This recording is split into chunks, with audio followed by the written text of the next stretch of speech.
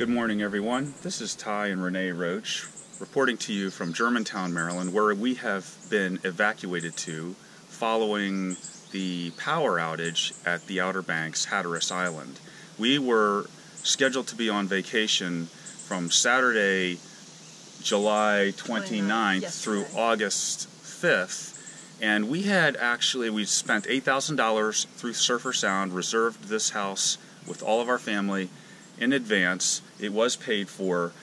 We decided to go one day early, reserving a motel in Hatteras, Seagull Motel, just to be there one day early on a Friday, beat the traffic down.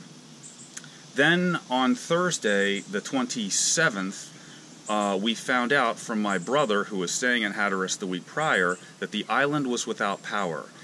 We found out that the island was without power from 4:30 a.m. that Thursday morning, and he updated us later that same morning that the power might be out for an extended period. We immediately called the Seagull Motel in Hatteras to attempt to cancel our one-day overnight stay, thinking it might be best if we don't go down during this power outage. And they said, well, you can't, it's not life-threatening, they're bringing in emergency generators, the power is still on and off, you just will be without air conditioning. And we thought, okay, if you're saying it's okay, fine, we're going to be on the beach that day anyway, yep. We'll go and enjoy ourselves, and we can deal without the power even though we're paying $200 for the night and sleeping in a warm room. No problem, we will do that.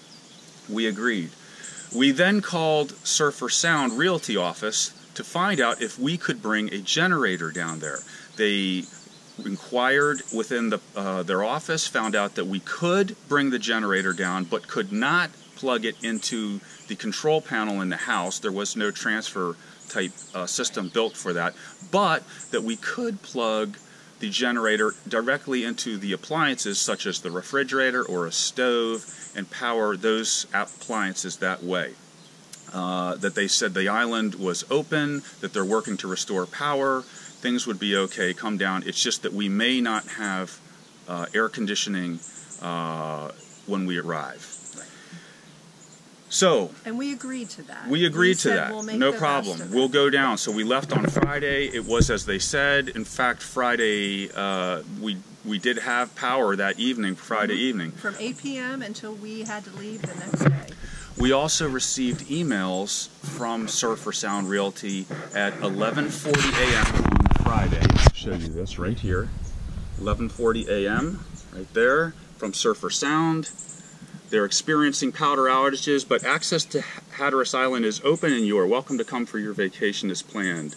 Your home is being cleaned and prepared. Your arrival, with possible exception of vacuuming of the carpets. You could expect intermittent power outages, as Cape Hatteras Electrical Co-op has asked everyone to not use AC. Again, no problem. Last line here. We have been informed that our travel insurance company, since this is a man-made power outage, it is not considered a coverage event under these policies. Okay, so your insurance won't pay for this. We didn't opt for insurance anyway because it's costly. Yeah. Language such as this makes it very difficult to get any reimbursement anyway, and it's only for a very small period of time. You're not going to get your full vacation back. Right. That's why we don't do it. So we received another email from Surfer Sound, which I will show you now, that came in at 6:46 p.m. Friday, 6:46 p.m. right there from Surfer Sound. Again, same indication. There's an interruption in power. Access to the island is open. You are welcome to come. Your home is being cleaned. We received the code. Many shops and stores and restaurants have reopened. They're bringing power to the island. There's generators, there's transformers. Bring cash. They told us everything that we needed to bring. Right. We were already there. It didn't matter. And if I can interrupt, while we were down there, the Food Lion grocery store in Avon had power. Connors in Buxton had power. Gas stations had power. So lights were on. Business was happening. Life-threatening emergency, and that's number one. Not life-threatening at all. In fact, as you can see here, we are in Maryland. It's a beautiful day. We knew the weather extended outlook forecast for the Outer Banks was to be beautiful, lower and temperatures, cool, yeah. and that it was really not going to be an issue even with the heat, which is not life-threatening. A couple key points to keep in mind.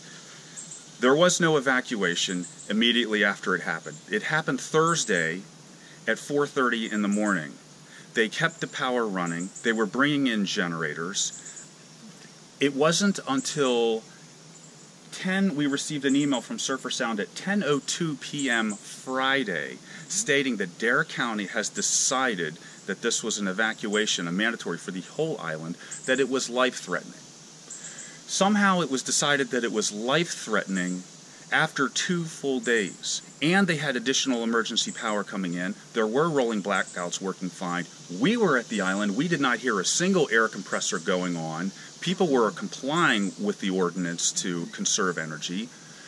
It seemed to us that this evacuation that was life-threatening was not life-threatening, but rather money-threatening, in that the insurance, the people that had insurance that were not on the island didn't like the idea that they couldn't take advantage of their insurance policies because there was no evacuation ordered, and potentially the county might not receive any funding because there was no evacuation declared. So these two things strike me as very compelling reasons why they would issue that warning, to appease some of the people that were off the island coming in this week that wanted to take advantage of their insurance policy.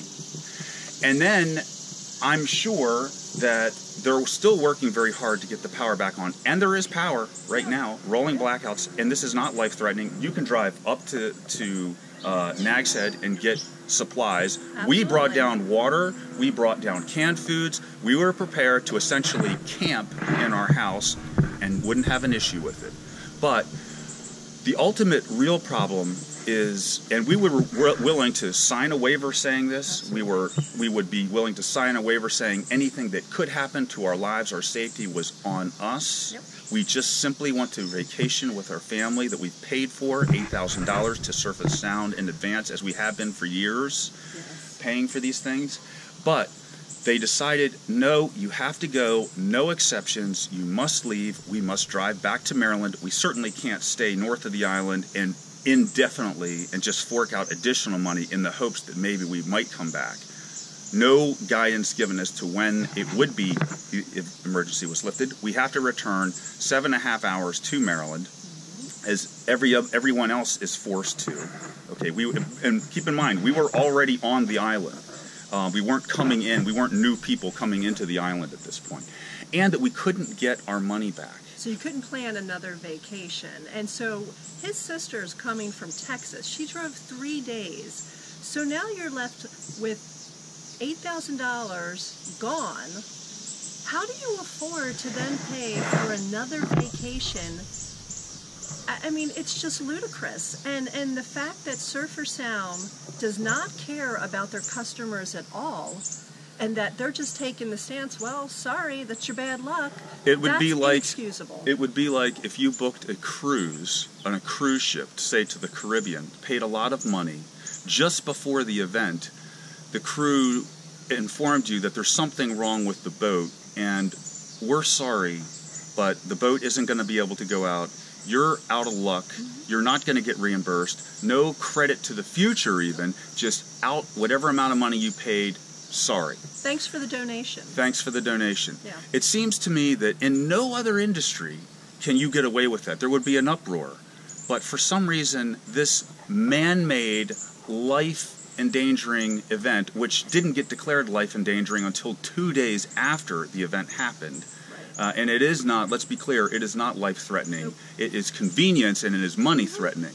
When I grew up, you didn't have air conditioning. I mean, how many people out there grew up and you were lucky if you had an air conditioner in your window? You open the windows. This is not life-threatening. This is people soft who can't handle it, and that it does come down to money. And we think Dare County needs to be investigated for their handling of this. The declaring of life-threatening 2 days after. What constitutes life-threatening? Why was this the case? Why couldn't you sign a waiver and stay? Why does the rental companies think they're entitled to just keep that money?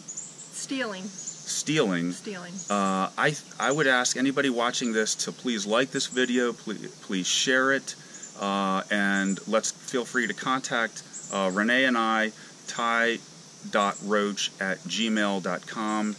We'd be happy to help start forming a list of those that would like to get their money back.